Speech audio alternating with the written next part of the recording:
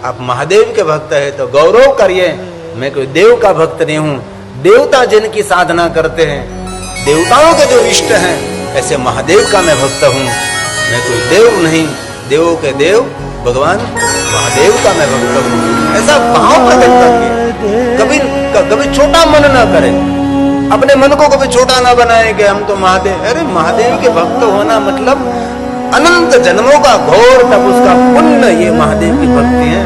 इसलिए भगवान व्यास ने कहा ते जन्म, उसका जन्म लेना सफल है जो महादेव को याद करते हैं, महादेव का भजन करते हैं, महादेव का जो ध्यान करते हैं। ते जन्म बाज खलु जीवलोके वै सदा ध्यायन्ति विश्वनाथ। विश्वनाथ का वो ध्यान करते हैं। हम जो गहराई से शिव परंपरा को देखें न, तो महादेव की परंपरा ध्यान की परंपरा है। ध्यान नहीं कर सकता उनके लिए सब पूजा है, ध्यान नहीं कर सकता उनके लिए अभिषेक है।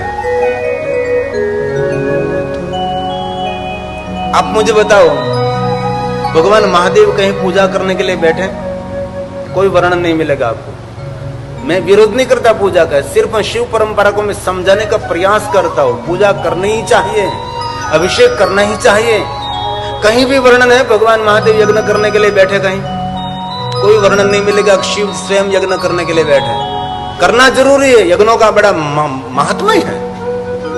यज्ञ चित्त की शुद्धि करता है और वातावरण को पवित्र और पावन कर देता है, मन की मानसिकता को एकदम सकारात्मक कर देता है, ये यज्ञ है। लेकिन गहराई से देखे तो शिव परंपरा सिर्फ ध्यान की परंपरा है।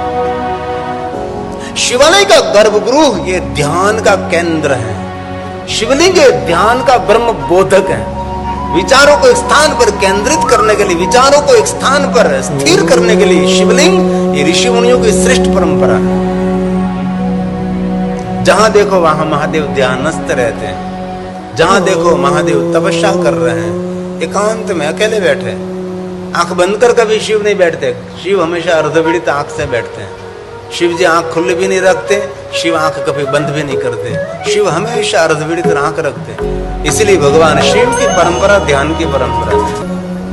आजकल ध्यान के लिए बहुत सारे केंद्र खुले हैं। ध्यान मतलब विचारों की पूर्णता, विचारों का विराम, कुछ भी नहीं, अपने स्वयं को भी भूल जाए, एक का भी अंत, हम स्वयं भी नहीं रहेंगे, उसको ध्यान कहा है। इसकी बहुत सारे अलग अलग क्रियाएं रहती हैं, कठिन नहीं है, सरल है, लेकिन तरीका कोई सिखाने वाला चाहे कैसे ध्यान करना चाहिए, कोई कठिन नहीं है। हम ध्यान नहीं कर, ऐसा नहीं, कोई भी व्यक्ति कर सकता है।